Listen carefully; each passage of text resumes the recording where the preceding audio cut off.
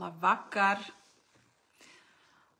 Šodien otrdienas vakars, jau augusts, un mēs kādu laiku neesam tikušies. Netikāmies, tāpēc, ka vasara, protams, kas ir ārkārtīgi patīkami. Un, lai jūs iesildītu jaunajai sezonai, mācību, dzīves, savstarpējo attiecību, es nolēmu iekustināt atkal mūsu sarunu vakarus. Es zinu, ka jums patīk. Iepriekš mēs vairāk kaut kādu laiciņu tikāmies Instagram sarunās. Tur jūs varat arī doties uz cilvēku tipiem Instagramā un paskatīties. Visi iepriekšējie ieraksti arī ir pieejami, visu var noskatīties, ja interesē par attiecībām, ir izrunāts jau ārkārtīgi daudz, bet es esmu pārliecināta, ka šis ir nebeidzamais temats, ja, ka par šo tēmu var runāt un runāt un runāt, un tas jums visiem interesē. Un tāpēc atkal ir šī tikšanās. Jūs esat atsūtījuši savus jautājumus, to ir kāda čupiņa. 6, 7, 8, 9 jautājumi šodien ir. Un, ja nu gadījumā jums šķiet, ka ir kaut kas vēl un rodas kaut kāda tēma sarunas laikā, tad droši rakstiet komentāros. Es centīšos visam sekot līdzi, ieskatīties, ko jūs rakstat, un arī sarunas gaitā atbildēt uz to, kas ir tajā brīdī aktuāls. Ja kāds no jums šajā tēmā ir jau labu laiku un liekas, ka šis varētu noderēt arī kādam citam, nekautrējieties, lūdzu pašērojiet šo video, ielaikojiet, nosūtiet kādam draugam vai atzīmējiet viņu. Tādā veidā mēs audzēsim un padarīsim mūsu kopienu lielāku, plašāku, jo tas ir visu mūsu interesēs, ja, lai mēs varētu viens otru satikt, atrast un katrs sasniegt tos mērķus, kādu jau nu katrs mēs esam nosprauduši. Lūk, tāpēc, jo mēs esam vairāk, jo ir foršāk. Kamēr vēl sanāks pievienosies cilvēki, es pastāstīšu, kas par šo vasaru ir sastrādāts. Ja kāds ir palaidis garām, tad vasaras sākumā es kopā ar Ditu mēs iestartējām vienu ļoti foršu un man šķiet ļoti tādu sirsnīgu, draudzīgu projektu, kas saucās Pirmais randiņš. Tās ir tādas video sarunas, intervijas ar cilvēkiem, kas ir piekrituši iepazīstināt gan ar sevi, kā ar personībām, gan arī atklāt vairāk mums visiem par savu sociotipu, jo tāpēc jau mēs te esam, ja mēs gribam iepazīt savu tipu, gribam iepazīt citus tipus, mēs gribam uzzināt, kāds tad ir tas mans sadarīgais tips, un tāpēc ar nepacietību gaidam, un jūs gaidat jauno sēriju iznākšanu. Tādas jau YouTube kanālā Pirmais randiņš ir veselas 6 intervijas, tā kā noteikti noskatieties, tās ir foršas, tiešām foršas. Man pašai patīk, man galīgi nav kauns par to, ko mēs daram. Tāpēc, jā, skatieties, iedvesmojieties, dalaties, un varbūt kāds no jums arī piekritīs šajā projektā piedalīties. Tur gan ir nosacījums. Nosacījums ir tāds, ka pirms tam ir jāatnāk uz konsultāciju, kurā noskaidrojam cilvēku sociotipu, un tikai tad ir iespēja šajā projektā piedalīties. Šobrīd priekšroka ir tiem tipiem, kas vēl nav bijuši, kas vēl nav filmējušies un kuri vēl sevi nav rādījuši, bet tad, kad mēs jau būsim visus tipus nodemonstrējuši, tad jau drīkstēs un varēs katrs un visi. Tā kā laipni aicināti, tas nemaz nav sāpīgi. Tā kā jā, YouTube'ā Pirmais randiņš ir tikai sācies, tikai viegli iestartējies, un tagad katru ceturtdienu būs atkal jauna sērija. Mēs jau esam krietni čupiņu safilmējuši, un ir arī nākamā filmēšanas diena jau nozīmēta, tā kā nepalaidiet garām šo visu. Lūk, tie, kas nezin, man ir arī kanāls TikTokā, tam jau ir vairāk kā gads, tāpēc arī tur jūs varat visādus jaunumus uzzināt un arī tur piesakoties, jo mēs būsim aktīvāki un vairāk stāstīsim visi kopā par šo labo lietu, kas ir sociānika, jo labāk, visiem labāk. Tie, kas skatās pirmoreiz, kas ir sociānika? Sociānika ir tāda tehnika, tehnoloģija vai metode, ar kuras palīdzību mēs varam saprast savu un citu cilvēku psihes uzbūvi. Mēs varam saprast, kā tas otrs cilvēks uztver pasauli, kā viņš apmainās ar informāciju ar citiem cilvēkiem, un tas ir būtisks nosacījums saskanīgām, sadarīgām, laimīgām ilgtermiņa attiecībām. Tātad ir jāsadar mūsu psihēm, tad arī attiecīgi mēs varam ar to cilvēku uzsākt, veidot attiecības. Tā kā par to ir sociānika. Tā, es ceru, ka šobrīd viss ir kārtībā gan ar bildi, gan ar skaņu. Es redzu, ka jūs pievienojaties un neviens neprotestē, ka kaut kas būtu slikti vai mani nedzirdētu, bet komentāru gan es šobrīd vēl nevienu no jums neredzu. Varbūt jūs arī neko vēl nerakstat un nekomentējat. Jā, bet jā, es šobrīd komentārus jūsējos neredzu. Es tik redzu, kad liekas sirsniņas. Tā kā varbūt kāds no jums var iemēģināt kaut ko uzspiest tajā komentāru sadaļā, lai es saprastu, vai tur viss ir kārtībā un vai es gadījumā nepalaižu garām kaut ko no jūsu teiktā. Tā, te es redzu, ka es esmu ēterā. Jā, bet šeit es arī neko neredzu vairāk. Nu labi, pieņemsim. Jā, paldies, Ilvija. Paldies, viss komentāri ir, viss strādā, viss kārtībā. Jā, tad es neko neesmu palaidus garām. Vienkārši jūs esat klusi, mierīgi un klausaties. Labi.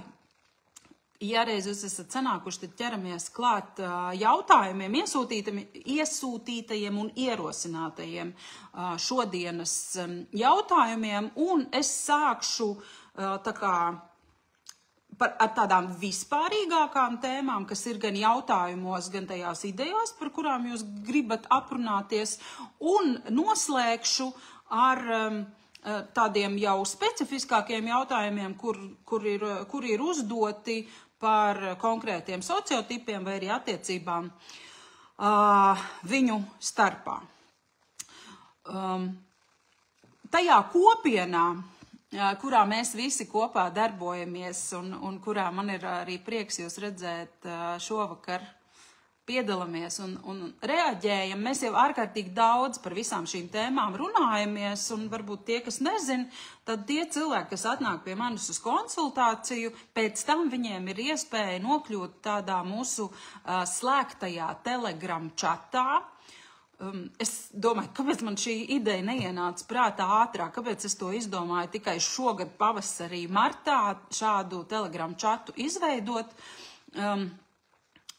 Tur norisinās ārkārtīgi foršas, dinamiskas sarunas par attiecībām no visām iespējamām pusēm. Bet mums visiem ir šis vienojošais elements, tad katrs cilvēks, kas šajā grupā ir nonācis, viņš zina savu sociotipu, viņš zina, kāda tipa cilvēks viņam ir nepieciešams attiecībām, vai arī, protams, tur ir aktuāli arī citi jautājumi par karjeras izvēli, par sevis pieņemšanu, par izaugsmu, visām tādām lietām, bet, pamatā tā lielā un galvenā sāpe ir savstarpējo attiecību veidošana. Tad, lūk, šajā čatā mēs ļoti daudzpusīgi izrunājam visādus jautājumus, un man neskapēc jau dzīvojoties šajā vidē rodas sajūta, ka visiem viss ir skaidrs un tādās bāzes lietās mēs visi esam vienojušies par to, kā mēs pieejam savstarpējām attiecībām un ko tad no tā otra cilvēka mēs varam gaidīt, nevaram gaidīt, drīkstam gribēt un kā katram no mums pašam vajadzētu uzvesties vai sevi pasniegt savstarpējās attiecībās. Bet varbūt tie, kas šeit ir vēl tā kā ar vienu kāju tikai iekšā un taisās, tad tās, varbūt tās ievadtēmas, ja, kas mūždien ir aktuālas un vispār neiziet no dienas kārtības, ir par to, kā tad atpazīt to, vai mēs esam satikuši to savu īsto cilvēku vai nē, jo tie, kas rīkojās, dara kaut ko lietas labā, lai tās savas jaunās, pirmās, nākamās, kārtējās attiecības izveidotu. Mēs visi kaut kur taustamies, kaut kā mēģinam darboties, kāds izmanto Tinder, kāds otru pusi, kādas tik tās aplikācijas un iespējas iepazīties nav, tad daram kaut ko lietas labā, lai to otru cilvēku satiktu. Bet,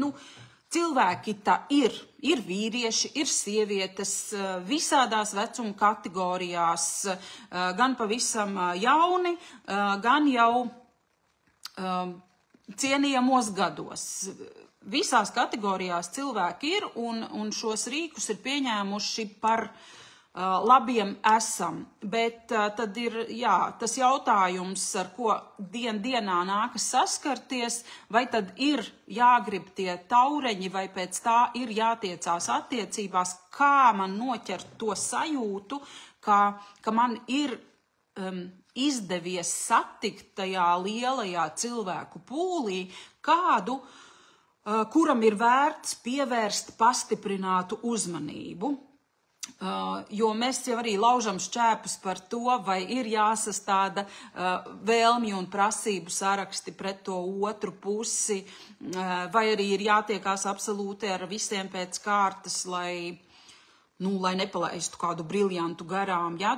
Šeit mums viedokļi dalās, un te mēs katrs esam personības, un tas, lai paliek jūsu ziņā, bet parunāsim vairāk par sajūtām, vai ir vērts tiekties vai meklēt kaut ko galvu reibinošu, tādu, ka vēderā tā jocīgā sajūta, vai ir tas, ka tu skrien pa zemes virsu kādus 10 vai 20 centimetrus virs un pasauli liekas tik skaista un tik rožaina, vai ir jāsagaida kaut kādas rozā brilles, kam tieši ir jānotiek, pēc kā būtu jātiecās, lai kaut kur kaut kas nozvanītu un pateiktu, šitas reiz ir tas īstais cilvēks. Par tiem sajūsmas mirkļiem domājot, droši vien tā mums katram ir tāda gan romantizēta vēlme un sajūta atgriezties kaut kur jaunības dienās, kad mēs bijām ļoti naivi, nepieredzējuši un ticējām visam skaistajam, kad mums bija tīri fizioloģiski organismā pilnīgi cits hormonu līmenis, kad tur darbojās citas vielas, un šīs sajūtas bija iegūt ārkārtīgi viegli. Bet tā kā socionika runā par saderību ilgtermiņā, tad es jūs gribu druscītiņi piezemēt šajā jautājumā, jo kur es saskatu to problēmu vai grūtību, ja tā var nosaukt, kur mēs paklūpam, un kāpēc mums liekas, ka nesanāk. Mēs lielākoties domājam par pirmo sajūtu, kāda mums būs satiekot cilvēku.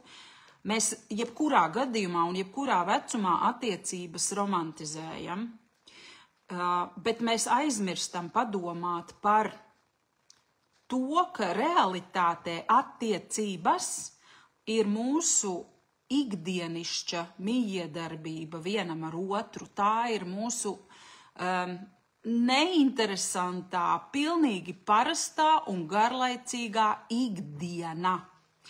Un jums ir uzdevums, sapņojot par savu cilvēku, iztēloties un domāt, kāda būs tava ikdiena kopā ar šo cilvēku. Kā jūs kopā vai atsevišķi gatavosiet vakariņas, kurš no jums būs atbildīgs par miskastes iznešanu, Kurš pamanīs, ka ir laiks nomainīt gultas veļu, kurš pelnīs naudu, kā jūs dalīsiet ģimenes budžetu, kā jūs dosieties braucienā nedēļas nogalē pie vienas vai otras puses vecākiem, kurš būs vairāk atbildīgs par mājdzīvniekiem un par bērniem esošajiem, katram saviem esošajiem vai kopējiem bērniem, kā jūs rīkosiet vai nerīkosiet kaut kādas svinības, kādi jūs būsiet, kad kāds no jums būs saslimis, kurš parūpēsies, kurš aprūpēs, no kura to negaidīt. Tā kā domājot par nākotni, gaidot attiecības, mēs bieži vien šo vienkārši ignorējam. Mēs par to nesapņojam. Mēs nesapņojam par zupas vārīšanu. Mēs nesapņojam par trauku mazgāšanu. Mēs vienkārši to pat negribam zināt un negribam vispār domāt par kaut kādām tam līdzīgām lietām. Mēs izmisīgi gribam to otru cilvēku. Un tāpēc iedomājamies, ka tās trauksmainās sajūtas, kas bieži vien varbūt tām ir tāda seksuāla iekāre pret otru cilvēku, vai ļoti bieži, kas arī notiek, tā ir fantāzija. Fantāzija, ko mēs ieliekam tajā otrā cilvēkā, tajā tēlā, kā mēs viņu ieraugam, kā mēs iztēlojamies, ko mēs viņam piedēvējam, pat vēl līdz tam brīdim, kamēr viņš pats par to nav ne izstāstījis, ne parādījis, ne nodemonstrējis dzīvē. Tāpēc mums vienmēr ir jādomā tālāk, un kā mums te var socionika palīdzēt, pirmām kārtām ar to, ka tu saproti sevi, savu būtību, savu sociotipu, un tu zini, ko vari tu. Pat ja tev pašam liekas, pašai liekas, ka tu esi, normāls vidusmēra cilvēks, ne ar ko īpašu neizcelies, tad tavā vietā tos vārdus par tavām spējām un tavām stiprajām pusēm tev var iedot tas tavs sociotips, tā izpratne par to, vai tu esi mierīgs, nosvērts, saprātīgs, vai tu esi ļoti aktīvs un enerģisks, vai tu esi saimniecisks un praktisks, vai atkal visas šīs saimnieciskās lietas no tevis ir vispār pat negaidi jau pašā sākumā. Tā kā pirmām kārtām mums jātiek galā pašam ar sevi, kāds esmu es, ko es varu, un tad, kad tu saproti, ko tu nevari, vai ar ko tu vairs negribi savā dzīvē tikt galā, kādus jautājumus tu negribi risināt, ka tu vairs varbūt negribi rīkoties pāri saviem spēkiem, tu negribi neko no sevis tēlot, tad caur socioniku jūs varat uzzināt, ka īstenībā ir tāda tipa cilvēki, un nevis viens, bet tādu ir daudz, kuri var ienākot tavā dzīvē šos jautājumus sakārtot. Un es šeit nerunāju par to, ka jums ir jāveido attiecības ar daudz cilvēkiem vienlaicīgi, bet es runāju par to, ka jums der viens vai divi noteikta tipa cilvēki, sociotipa cilvēki, un tad, kad jūs viņus sāksiet redzēt, ieraudzīt, pamanīt tajos iepazīšanos portālos vai vienalga, kur un kā jūs iepazīsties, tad satiekot vairākus no šiem te sociotipiem, tātad vairākus šī tipa pārstāvjus, jūs izvērtēsiet, vai ar to cilvēku saskan fiziski, fizioloģiski, seksuāli, vai jūs esat vienlīdzīgā intelektuālā attīstībā, materiālā attīstībā, vai jūs tā kā nosacīt esat tāda viena plaukta cilvēki, un tur tad to izvēli arī var izdarīt. Un kas tad mums ir jādabū to taureņu vietā, vai to jocīgo vai fantastisko sajūtu vietā? Mums ir jādabū sajūta, ka ir miers. Ir iestājies miers, ar šo cilvēku man ir labi. Es jūtos mierīgi. Un te nav runa par to, ka jūs apsēžaties viens otram blakus un klusējat, un tāpēc ir miers. Nē, bet tu iegūsti mieru caur to, ka tev nav jātēlo, ka tev nav jāpiespiežās uz kaut kādām lietām un darbībām, kuras tu vari izdarīt, bet kas no tevis prasa tomēr daudz spēkus. Ja? Tev ir jāpiepūlās, tev ir jāpieliek piepūle, lai tu to izdarītu. Lūk, tā kā miers, pirmais faktors, un otrais viegla komunikācija, viegla, patīkama komunicēšana, sarunas nāk viegli. Nevienai no pusēm nav jāuztur saruna mākslīgi, un tas ir nevis pirmajā randiņā vai pirmajos 3 randiņos vai kaut kādā tādā nelielākā laika posmā, bet ka ilgstoši ir interesanti, visu laiku ir kaut kas, par ko runāt. Un arī ne jau tā, ka obligāti, ka abas puses absolūti vienādi iesaistās, bet var būt, ka viens ir lielāks runātājs un otrs atkal ir labāks klausītājs, un tas der abiem diviem, jo iedomājieties, ir diezgan traki, ja abi grib runāt, bet neviens neklausās, vai abi ir noskaņojušies klausīties, bet neviens neuzņemās to iniciatīvu runāt. Un tam ir visam jānotiek dabiski, tam ir jānotiek organiski.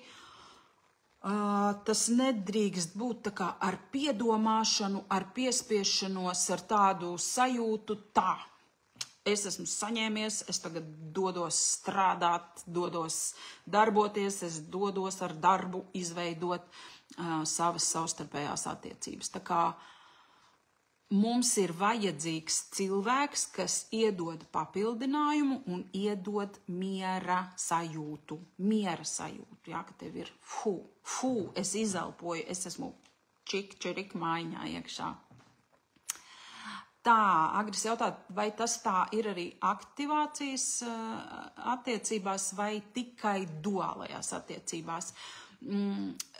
Ļoti līdzīgi ir arī aktivācijas attiecībās. Ļoti līdzīgi ir aktivācijā, bet atcerieties būtisku lietu, ka baigi svarīgi, ka tā socionika tomēr mums nāk klāt. Tas varbūt kaut kur liekas jocīgi, bet zināšanas tev par tavu tipu un tas, ka tu jau, vai nu tu zini, ar kādu tipu tev ir darīšana, vai tu nojaut, ar kādu tev ir darīšana, viņas tomēr iedod baigo handikapu tajās attiecību veidošanā.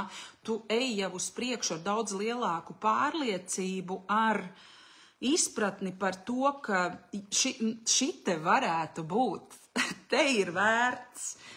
Tā kā es nevaru teikt, ka satiekoties 2 saderīgiem tipiem, tur viss notiks tā kā tāds salūts un automātiski kādam tā var gadīties, ja, kad saslēdzās momentā, kad notiek baigi ātri un viegli, bet atcerieties, ka jo mums ir vairāk gadu, jo mēs vairāk esam piedzīvojuši, uzdzīvojuši sev virsū dažādus stereotipus, pieņēmumus, un daļa no mums ir tik ļoti nomaskējusies un pārtaisījusies par kaut ko citu, ka druscītiņ tā čaula arī tomēr ir jānoloba nost. Tā kā es nevaru apsolīt, ka nejauši kaut kur satiekoties saderīgajiem, ka viss baigi aizies kā smērēts un kā pa sviestu.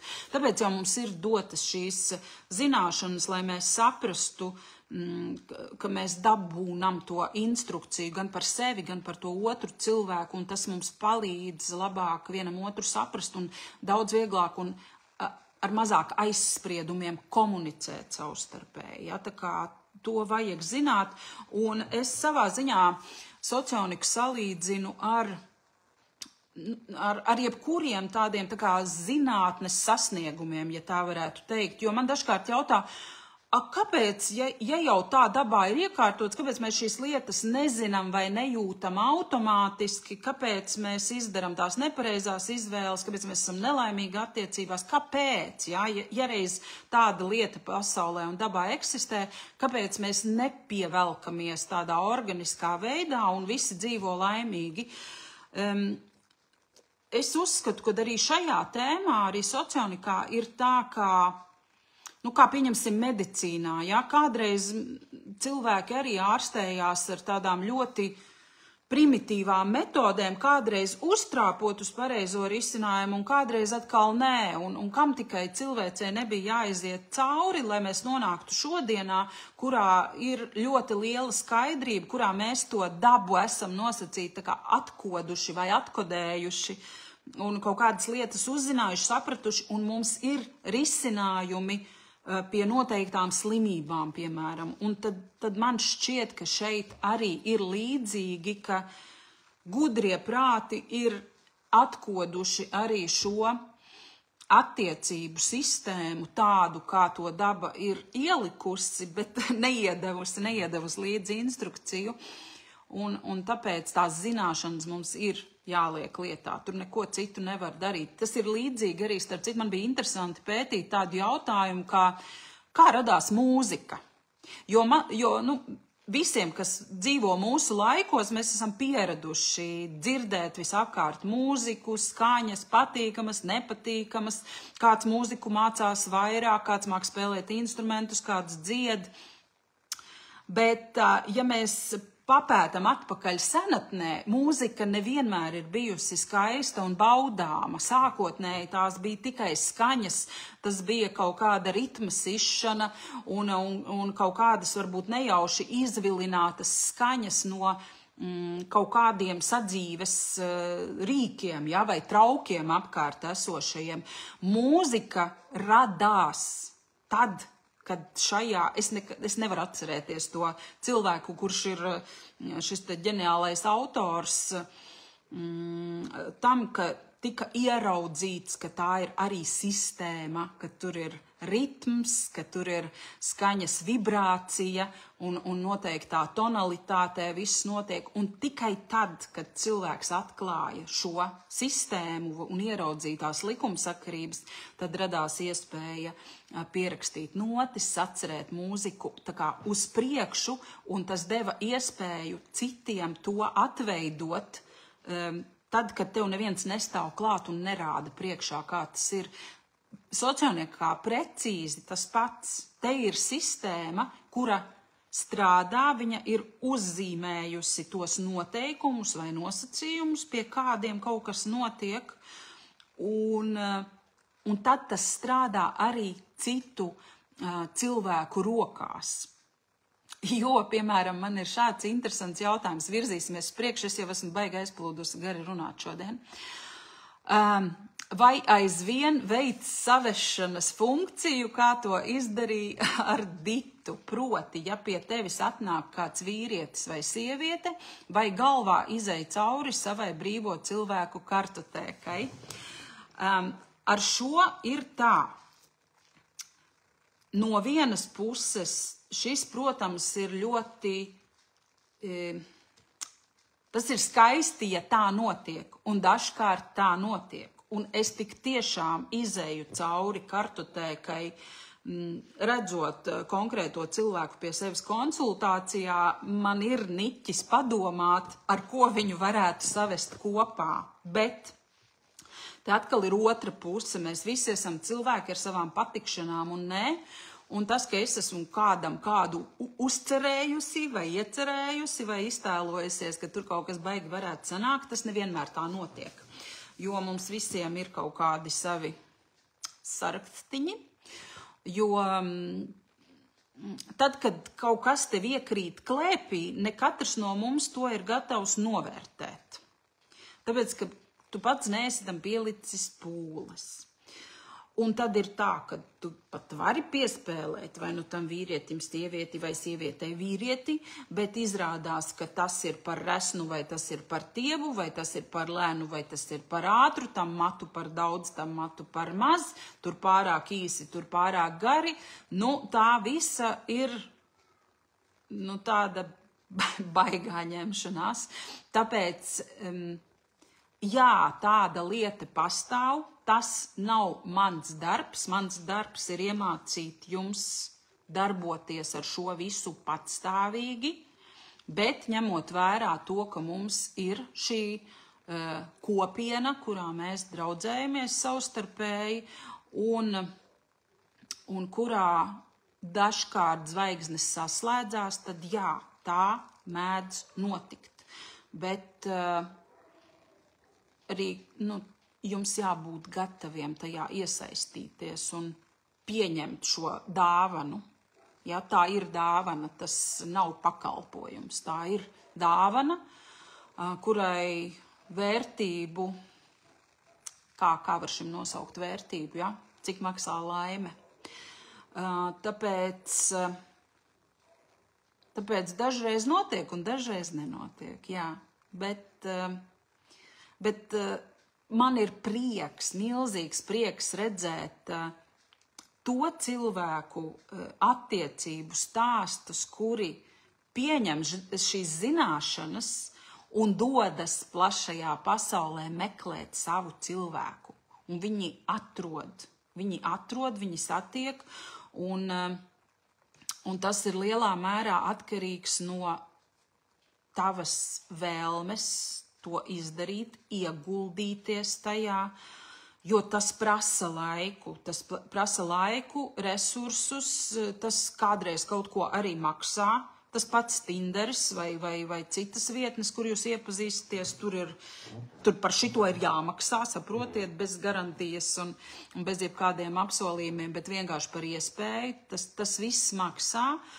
Un manā skatījumā sanāk tiem, kas novērtē to, ka attiecības, jebkura cilvēka dzīvē ir ļoti svarīga lieta, kuri saprot, ka tam ir jāpieiet nevis romantizēti, bet apzināti. Un mums ir jāatmet tā domāšana, ka īsta mīlestība, kā tur bija tajā, nav mīla jāmeklē, tā atnāks pati. Kaut kāda droši vien, kādam varbūt arī izdodas tādā veidā, bet es teiktu, ka tas ir retākajā daļā gadījumu, kad tik tiešām notiek tās brīnumainās lietas un kaut kā tie cilvēki satiekās un ir kopā tik tiešām ilgi un laimīgi.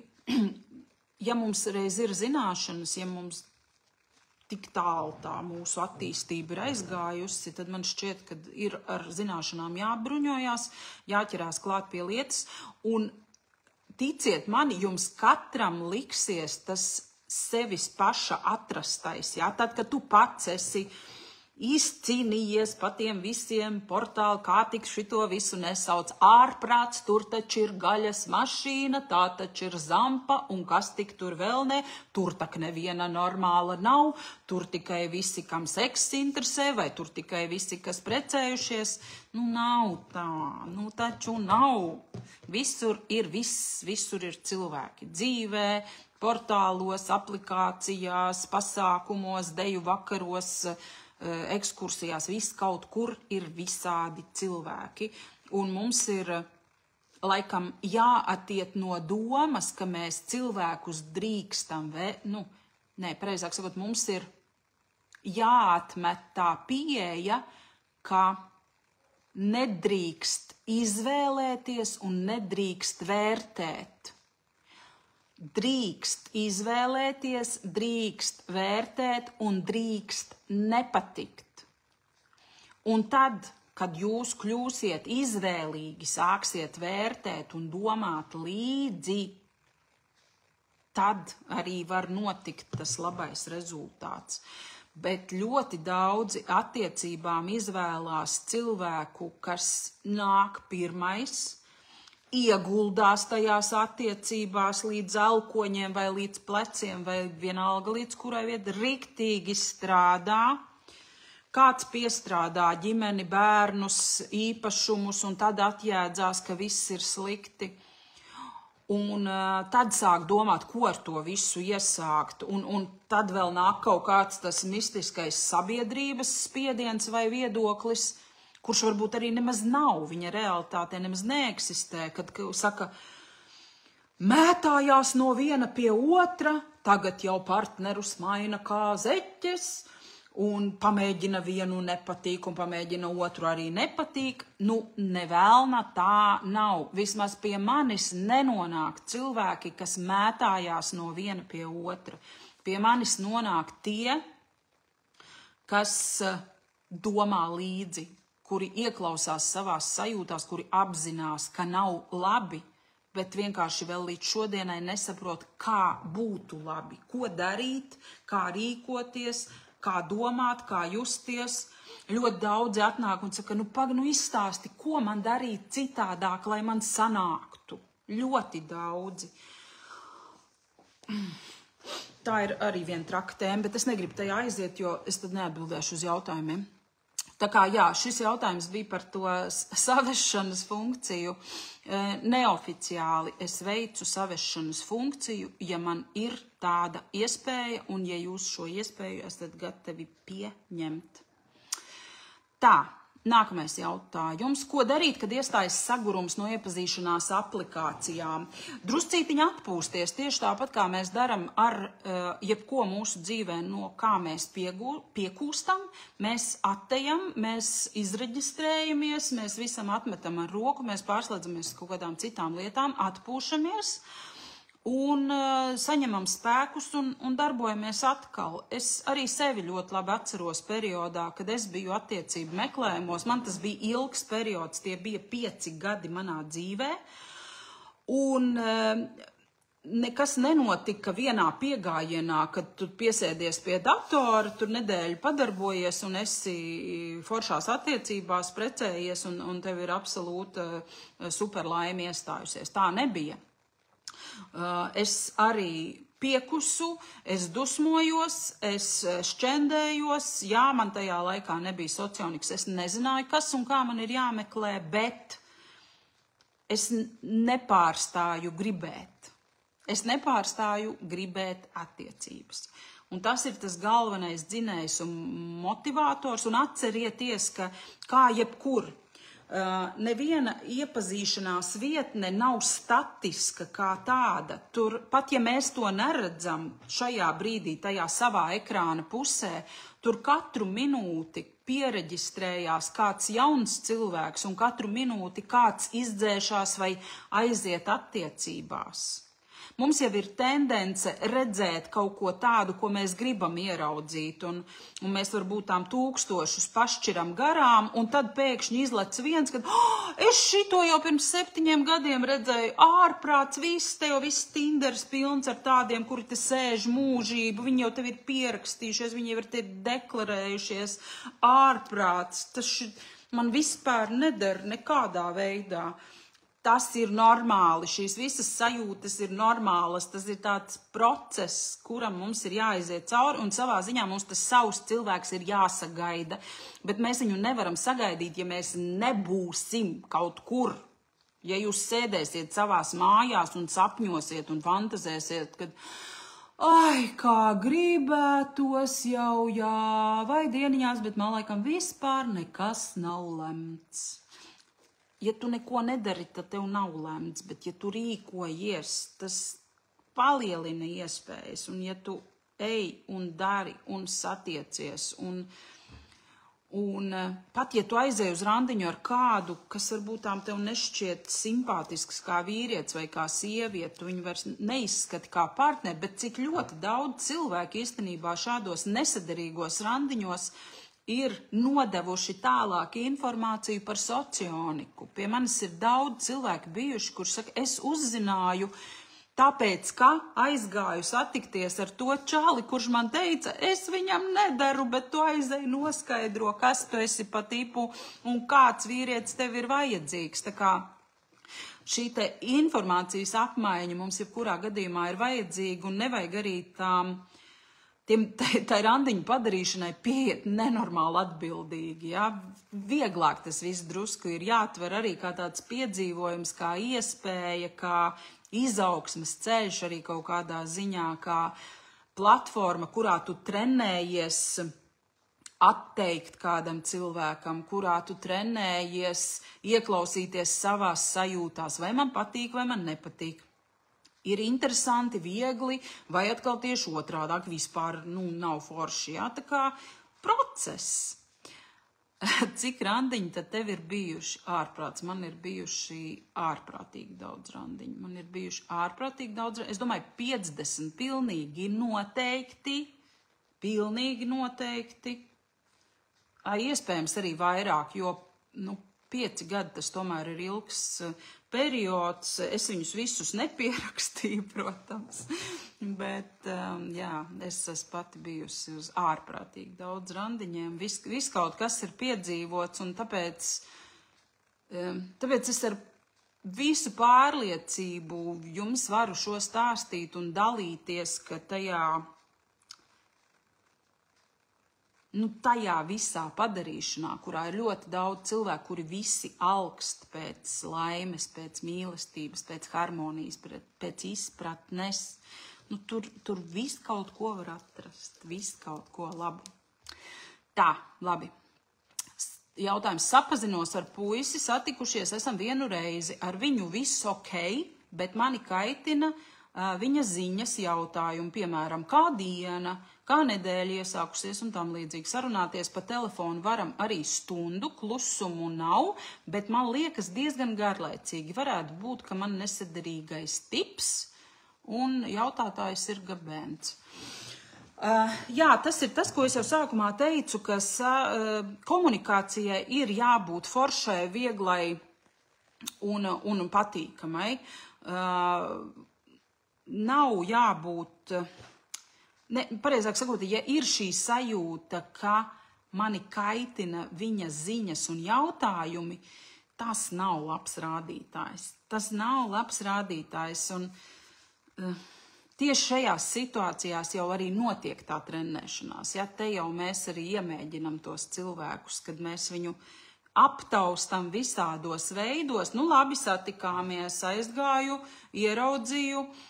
Atceros, kā man mamma jautāja tajā manā randiņu periodā. Viņai bija tāds jautājums, vai viņam kājas nesmirdēja? Respektīvi, vai viņš maina zeķis un vai viņš ir tīrīgs, ja? Katram ir kaut kāds tāds savs punktiņš vai kaut kāds savs rādītājs, pēc kura mēs izdaram secinājumus. Aizējam satiekams, ka zobi ir, viss kārtībā, ja? Drēbes nesmird, ok, viss kārtībā, šita mēs varam ievilkt ķeksīti. Tur, nezinu, garāks augumā, īsāks, resnes tievs, tas jau katrs mums tādas savas patikšanas un kaut kādas savas lietas, kam mēs pievēršam vai nepievēršam uzmanību. Un var jau būt, ka kādam liekas, kad vienai smird, a citai smaržo tas cilvēks. Ja? Tur jau ir tie relišeri, ja? Kas arī darbojās, un tas jau viss tāpatām ietilps šajā te milzīgajā čupā, kurā mums tas cilvēks pēc kādiem parametriem ir jāizvērtē. Ja? Tā kā ja jau sākotnēji besī un kaitina, diez vai ar laiku tas sāks patikt, ja?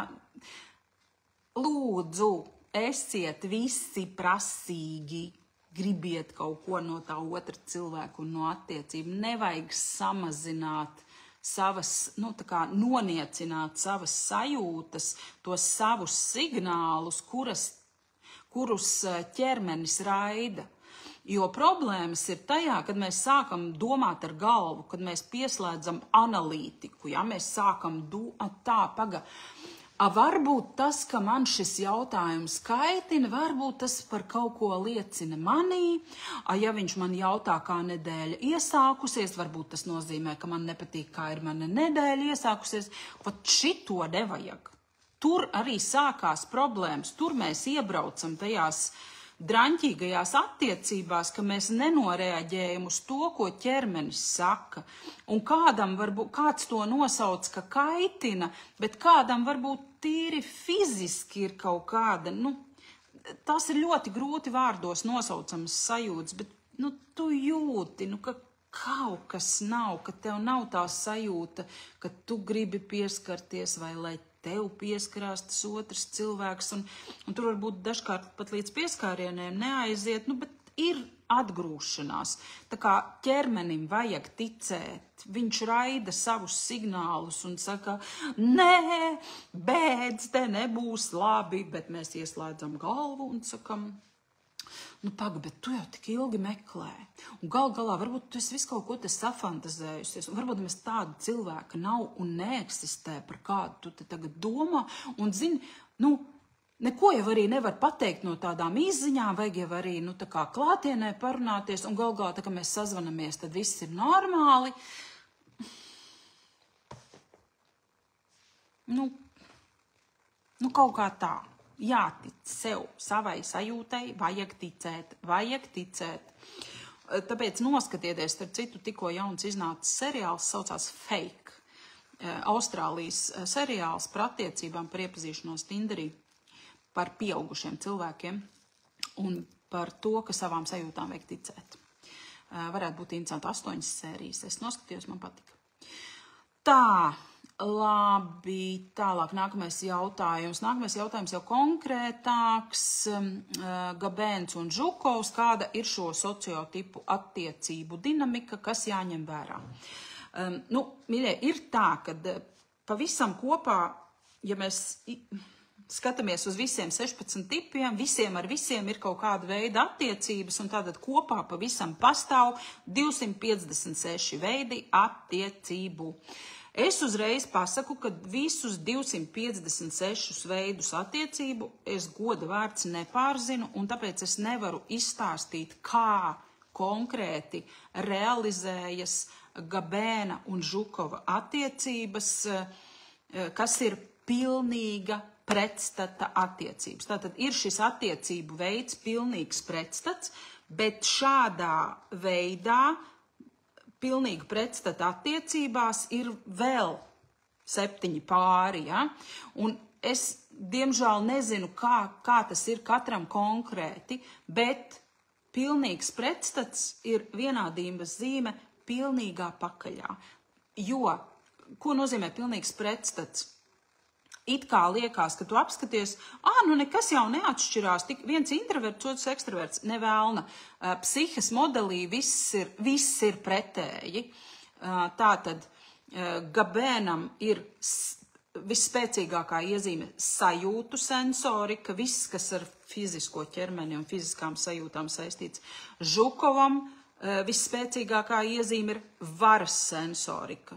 It kā sensorika, bet pilnīgi cita sensorika. Tas ir spēks, spiediens, jauda, teritorija iekarošana, iedarbošanās ar spēku un iztēlojoties cilvēks, kuram patīk maigi pieskārienu un viņam pretī ir otrs, kam patīk uzšaut ar āmuru. Nosacīti, šis ir nosacīti. Gabēnam ir darbības loģika, Žukovam struktūras loģika, un šādā veidā viss psihes modelis ir apgriezts šiem te 2 tipiem. Līdz ar to tā ir tāda ragavu vilkšana katram savā virzienā, ja pilnīgi pretēji virzieni, pilnīgi atšķirīgas vērtības, viss ir slikti, tā es teiktu. Viss ir slikti, grūti un labāk turēties pa gabalu. Dinamika varētu būt ātra, tā es teiktu, kas jāņem vērā.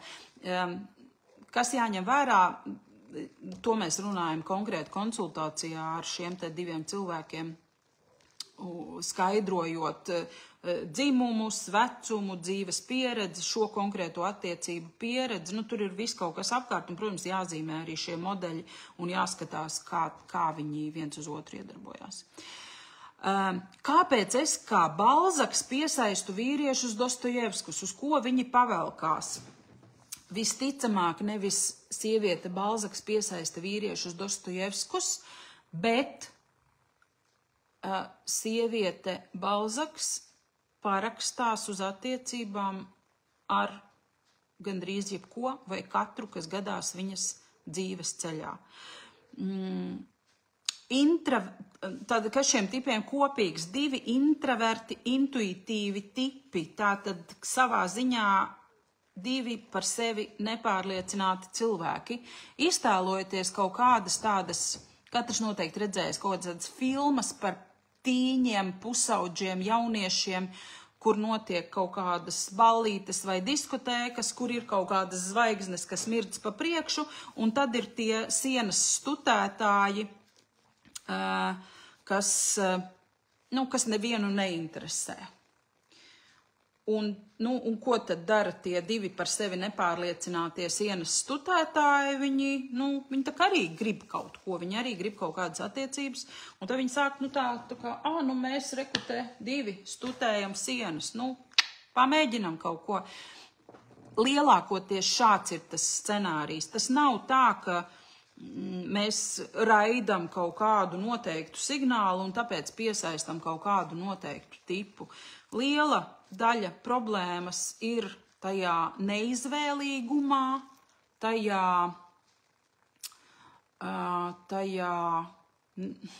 nepārliecībā par sevi, jo tūlīt mēs nonāksim pie vēl viena ļoti svarīga jautājuma.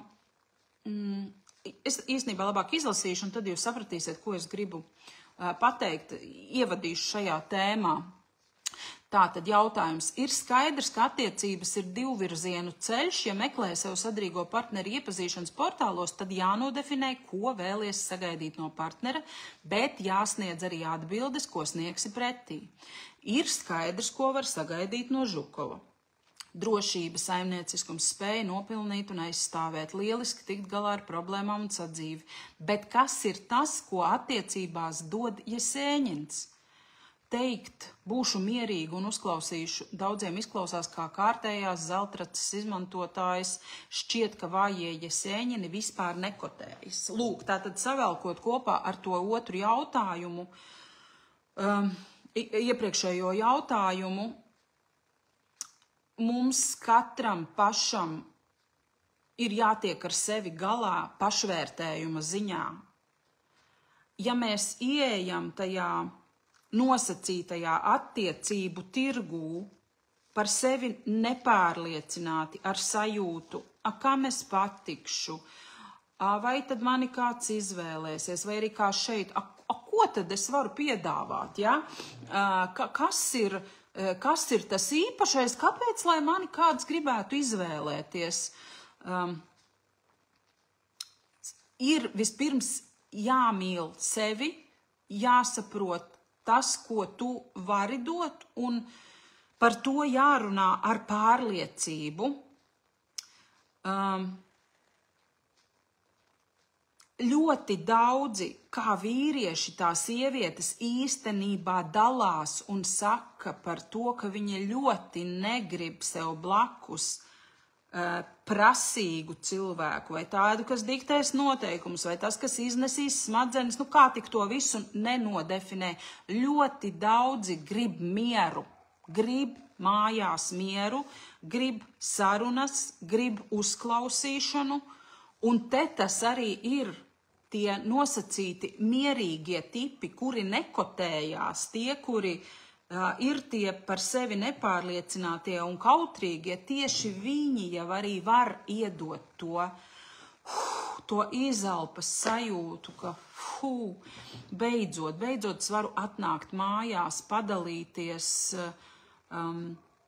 pastāstīt, mani sapratīs, mani ko nepārmetīs. Un tas, ko tu raksti, kad teikt, būšu mierīga un uzklausīšu. Es nezinu, kāpēc tev liekas, ka daudziem tas izklausās pēc kārtējās zeltraces izmantotājas. Man neiet kopā miers un spēja uzklausīt ar izmantotāju. Es nezinu, kāpēc tu tā to redzi, ja? Kāpēc tu šādā veidā sevi ieraugi. Tā man šķiet ir milzīga vērtība, ka tev ir kāds cilvēks, kas nejaucas pa kājām, arī tā varētu teikt, ja?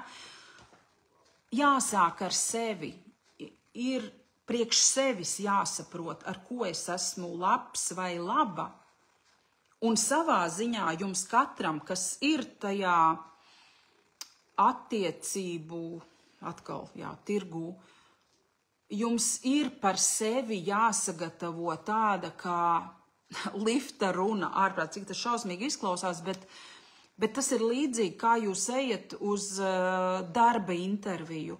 Nu, ja jūs atnākat uz darba interviju, jūs tad, ko tad es? Es jau Balzaks vai es Jesēņins, ko tad no manis? Un starp citu, es vispār nepiekrītu, kad Jesēņini vispār nav vāji, tie ir tipi ar augstu stresa noturību, tie ir rīktīgākie cīnītāji, tikai viņi cīnās ar citām metodēm, nevis ar spēka metodēm. Es vispār kategoriski atsakos piekrist apgalvojumam, ka Jesēņini ir vāji. Tas ir tāds stulbs stereotips, kas vispār nekādā veidā neatbilst patiesībai. Un jebkuram no mums tas spēks un pārliecība par sevi, viņa var atnākt tikai no sevis, un sociālnieki jums te var nākt talkā, tāpēc, ka viņa nosauc vārdā tās lietas, viņa pasaka, jā, tev ir tādas un tādas īpašības, tās ir spēcīgas. Tu saki, ko? Šitas skaitās spēcīgi īpašība, tas vispār nav nekas, bet tikai tad, kad tas pa īstam pēdiņās spēcīgais nonāk situācijā, kad viņam blakus nav neviena, tā nosacīti vājā, tad tikai viņš sajūt, cik viņš arī ir bezspēcīgs visā savā spēkā, varēšanā, fiziskās izpausmēs. Mēs visi esam vajadzīgi tiem saviem cilvēkiem ar savām stiprajām pusēm. Mēs esam vajadzīgi, lai nosektu viņu vājās vietas, lai aizpildītu tos viņu tukšumus. Un no vienas puses es arī kaut kādā mērā dažkārt domāju par savām attiecībām, jo man vīrs ir arī tas sensorais tips, kurš, ja tā var teikt, viņš var uzrādīt savus sasniegumus dzīvē, ja? Un tie lielākoties ir materiāli sasniegumi, fiziski pataustāmi, mašīna, dzīvoklis, tur bizness, tam līdzīgs, ēst gatavošana kaut vai, ja? Viņš var uzrādīt savus sasniegumus. Es savus sasniegumus uzrādīt nevaru. Un ko tagad darīt? Kas es tagad ar šo visu esmu? Nekas, vai nevienam nevajadzīga, vai nespējīga. Bet tā kā es zinu savas varēšanas, savu spēku, es arī ar pilnu atbildības sajūtu varu teikt, ka es būšu mierīga un uzklausīšu, un tas ir mans spēks, un tā ir mana varēšana, un par to, kā par vērtību var pārliecināties jau pirmajā sarunā ar cilvēku. Tā kā nevajag nevienam no mums noniecināt nekādas savas dabas dotās stiprās puses, pat ja tev liekas, ka tas ir, kuram tad tā nav, visi jau vispār šito var. Nē, nevēlna nevar. Nevēlna nevar.